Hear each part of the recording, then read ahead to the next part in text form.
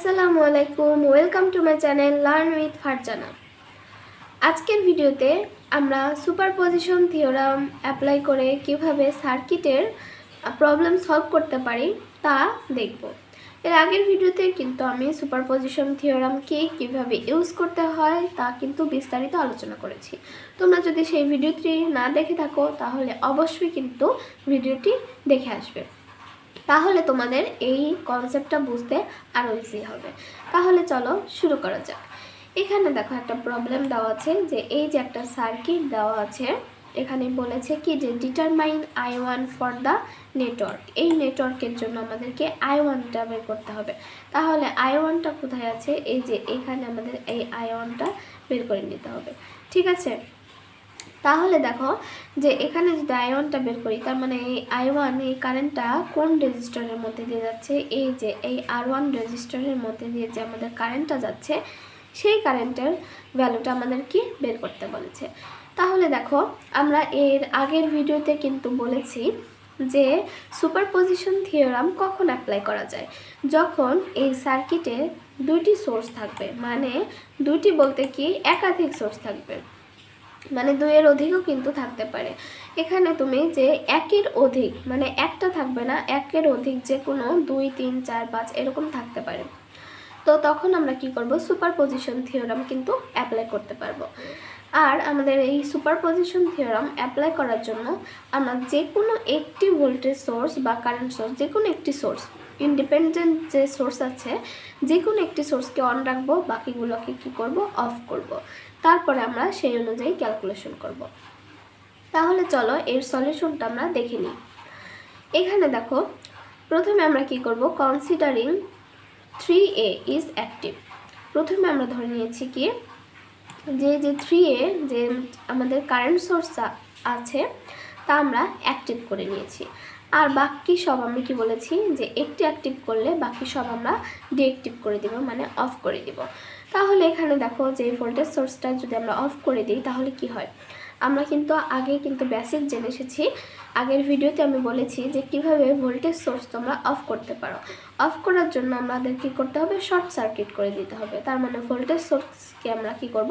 এখানে আরও তার দিয়ে যুক্ত করে দেব, এখানে শর্ট করে দিব, ঠিক আছে। তাহলে কিন্তু এখানে শর্ট হয়ে গেল। এবার আমরা কি করব? এইবার দেখো কারেন্টের ভ্যালুটা আমরা কিভাবে বের করতে পারি। তাহলে দেখো এখান থেকে কারেন্টটা আমাদের কি এদিকে যাচ্ছে, তাই না? বের হচ্ছে, যেহেতু 3 অ্যাম্পিয়ার কারেন্ট এদিকে বের হচ্ছে, তাহলে আমরা কি করতে পারি যে দেখো এই পয়েন্টে গিয়ে কি হচ্ছে যে কারেন্টটা এদিকে ভাগ হয়ে যাচ্ছে, এইদিকে ভাগ হয়ে যাচ্ছে, দুই দিকে কিন্তু ভাগ হয়ে যাচ্ছে। এখান থেকে কিন্তু টোটাল কারেন্টটা তোমার যাবে না, কারণ এখানে গিয়ে ও দেখবে যে তার সামনে কি আছে? দুইটা রাস্তা আছে, একটা হচ্ছে এইদিকে আর একটা কি আছে? এইদিকে। তাহলে দুই দিকে কিন্তু কারেন্টটা ডিভাইড হয়ে যাবে। তার মানে আমাদের এখানে অ্যাপ্লাই করতে হবে কি কারেন্ট ডিভাইডার রুল। তাহলে তোমরা কি বুঝতে পেরেছো যে কখন আমরা কারেন্ট ডিভাইডার রুল ব্যবহার করব? এর আগে কিন্তু আমি বলেছি যে কারেন্ট ডিভাইডার রুল ব্যবহার করার জন্য আমাদের অবশ্যই দেখতে হবে যে এটি প্যারালালে আছে কিনা। দেখো এই পাশের এই প্রান্ত আর এই পাশের এই প্রান্ত দুটো কিন্তু সেম প্রান্ত, তার মানে কি দুইটি কিন্তু একসাথে কি যুক্ত আছে, তাই না?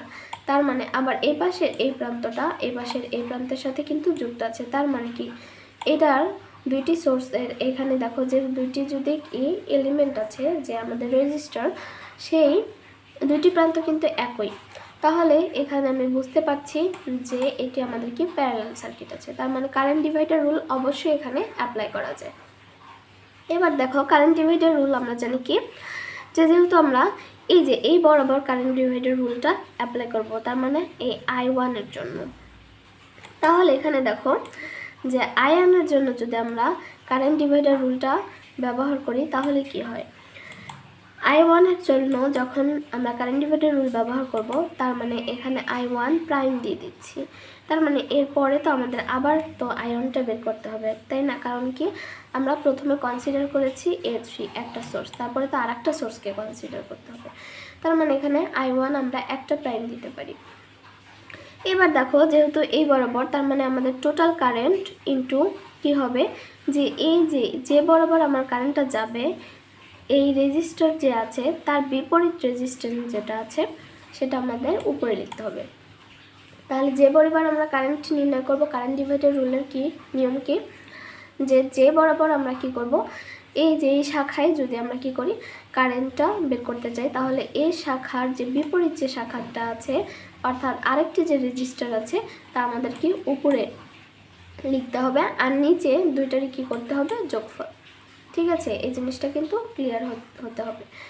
এবার দেখো আমরা যদি মান বসিয়ে দিই, দেখো এখানে যেহেতু R2 কোনো রেজিস্টার নাই, তার মানে এখানে কি 0, তাহলে এখানে ভ্যালু 0, I1 এর এখানে 3, আর এইখানে দেখো তাহলে কিন্তু টোটালটা কি হয়ে যাচ্ছে 0, কিন্তু এটা কারেন্ট ডিরেকশনটা কোন দিকে হচ্ছে, নিচের দিকে।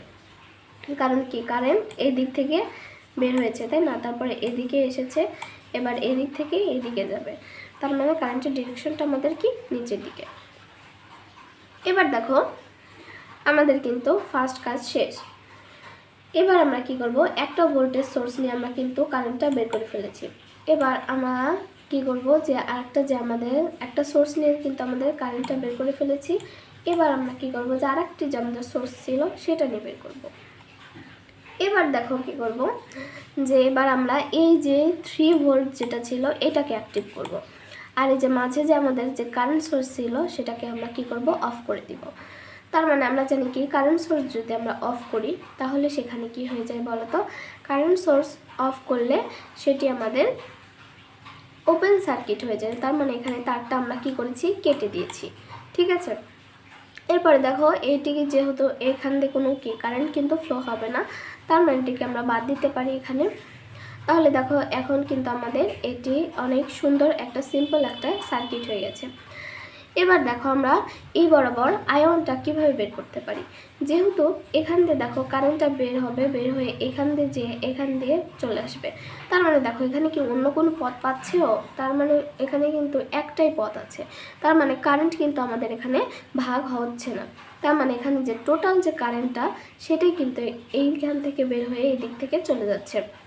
তাহলে আমাদের টোটাল কারেন্ট কিভাবে আমরা বের করতে পারি, আমরা কিন্তু ওহমের সূত্র থেকে বের করতে পারি। এখানে দেখো I = V ডিভাইডেড R, এখানে V আর এই যে টোটাল যে R যে রেজিস্ট্যান্স আছে, তাহলে V ডিভাইডেড R যদি করি তাহলে 5 অ্যাম্পিয়ার। আর এটি আমাদের কোন দিকে যাচ্ছে, দেখো এখান থেকে বের হয়েছে, কারণ আমরা জানি যে ভোল্টেজ সোর্সের এই পজিটিভ প্রান্ত থেকে আমাদের কি কারেন্টটা বের হয়, তাই না, তাহলে এখান থেকে বের হয়ে এই দিক বরাবর নিচের দিকে চলে যাচ্ছে, তার মানে এটাও কিন্তু আমাদের নিচের দিকে। তাহলে এবার আমরা কি করতে পারি, যে দুইটাকে আমরা কি বলেছিলাম যে আমরা কি করব, যে সাম করব, তাই না, দুইটাকে যদি আবার সাম করে দিই তাহলে দেখো এটা কি ছিল, আমরা ডিরেকশন কি পেয়েছি নিচের দিকে, এবার এটা ডিরেকশন কি পেয়েছি নিচের দিকে, তার মানে দুইটাকে আমরা যোগ করব। যদি বিপরীত ডিরেকশন হতো তাহলে কি করতাম, বিয়োগ করতাম। তোমাদের কি মনে আছে, আমাদের সেম ডিরেকশনে যোগ করব আর বিপরীত ডিরেকশনটা আমরা কি করব, মাইনাস করব। তাহলে দেখো এখন এখানে আমরা কি এই যে 5 যদি যোগ করে দিই তাহলে কি 5 অ্যাম্পিয়ার, আর এই ডিরেকশনটা আসলে কি হবে নিচের দিকে, কারণ এখানে আমাদের যে ভ্যালুটার বেশি, মানটা যেটা বেশি তার ডিরেকশন অনুযায়ী এখানে আমাদের টোটালের ডিরেকশনটা হবে। তাহলে আমি আশা করছি যে এই টাইপের যে কোনো প্রবলেম তোমরা কিন্তু খুব ইজিলি সলভ করে ফেলতে পারবে। এবার দেখো তোমাদের যদি আমি আরেকটি প্রবলেম দেখাই, এখানে কি আছে, যে দেখো এখানেও কিন্তু দুটি সোর্স আছে, এই যে একটি সোর্স, এই যে একটি সোর্স, তার মানে দুটি সোর্সের ক্ষেত্রে আমরা কিন্তু সুপারপজিশন থিওরাম কি করতে পারি, ব্যবহার করতে পারি। এবার দেখো তাহলে দুটি সোর্সের ক্ষেত্রে ব্যবহার করতে পারলে আমাদের প্রথমে কি কাজ দেয়, একটা সোর্সকে অন রাখবো, বাকিটাকে অফ রাখবো। তাহলে দেখো কনসিডারিং এখানে কি এই যে 54 যে ভোল্ট আছে সোর্স, এটাকে আমরা কি করব, অন রাখবো, আর বাকিটাকে কি করব, অফ করে দিব। তাহলে আমাদের কারেন্টটা কোনটার সাপেক্ষে বের করতে বলেছে, দেখো 4 ওহম রেজিস্টার, এই 4 ওহমের জন্য বের করতে বলেছে। ঠিক আছে, তাহলে এবার দেখো আমরা কি করতে পারি, যে এটাকে যদি অন রাখে এটাকে অফ করে দিই, তাহলে যে আমরা কি করেছি, যে শর্ট সার্কিট করে দিয়েছি, তাই না, এখানে তাহলে শর্ট সার্কিট করে দিলে কারেন্টটা কিন্তু এদিকে যাবে। তাহলে এখন আমাদের কাজ কি, যে এই যে 4 ওহমের দিকে আমরা কি করব, এই I3 এর ভ্যালুটা বের করে নিব, তাই না?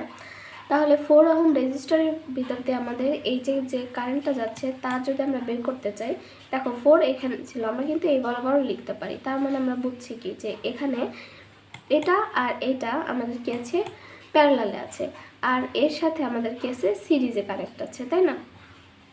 তাহলে এখন দেখো আমরা এই যে টোটাল যে আরটিটা আমরা কিন্তু বের করে নিতে পারি।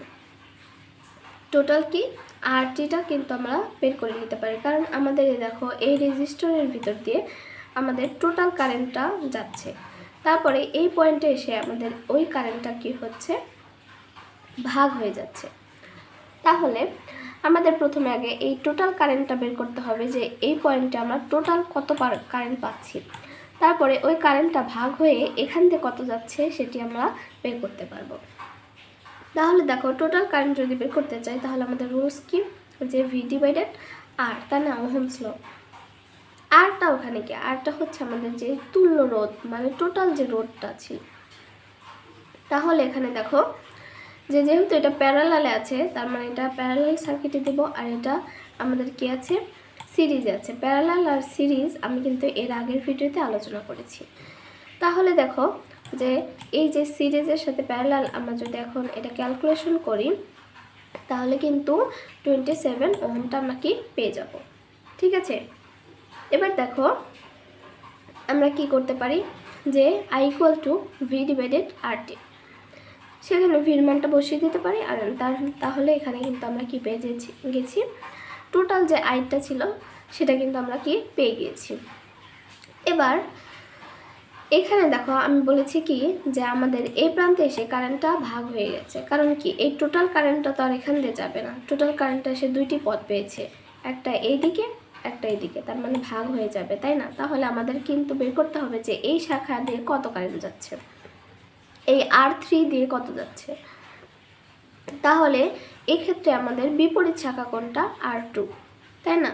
তাহলে আমরা কিন্তু এখানে যেহেতু দুইটি পথ পেয়েছে আর ওটা প্যারালালে আছে, সেক্ষেত্রে আমরা কি ব্যবহার করতে পারি বলতো, কারেন্ট ডিভাইডার রুল।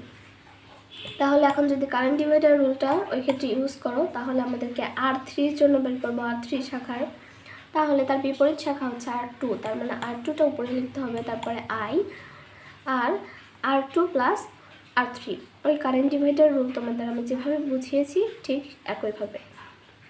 এবার দেখো এটা যদি ক্যালকুলেশন করো তাহলে 1.5 অ্যাম্পিয়ার হবে, আর এর ডিরেকশনটা কোন দিকে হবে, ডিরেকশনটা হবে নিচের দিকে, এই দেখো এই দিক বরাবর যাচ্ছে, কারণ কি কারেন্ট এই যে পজিটিভ থেকে এই বরাবর এসে এই দিক থেকে এই দিকে যাবে, তাই না?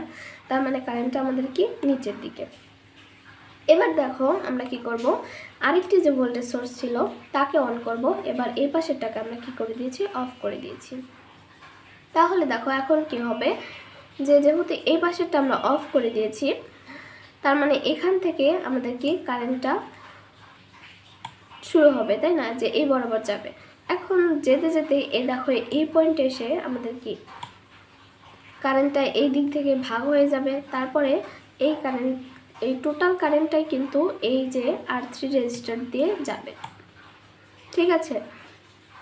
তাহলে দেখো আমরা কি করতে পারি, যে এইটা আর এটা যেহেতু প্যারালালে আছে, তাদেরকে আমরা কি করতে পারি, সলভ করতে পারি, যে এখানে প্যারালাল থাকলে RT এর তুল্য রোধটা কত হবে, আর এটার সাথে আমাদের কি আছে, সিরিজে আছে।